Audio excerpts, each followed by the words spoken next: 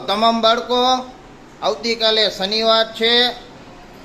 હવે સરકારશ્રીએ પ્રાથમિક શાળામાં ભણતા બાળકો માટે શનિવારે બેગલેસ ડે એટલે શાળાએ દફતર લાવવાના નથી, પણ શાળાએ તમારે દફતર વગર આવવાનું છે।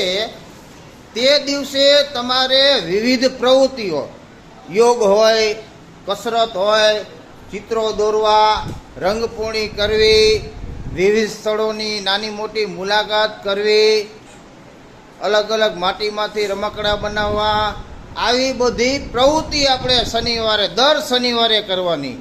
એટલે હવે તમારે શનિવારે દફતર વગર ભણવા આવવાનું છે।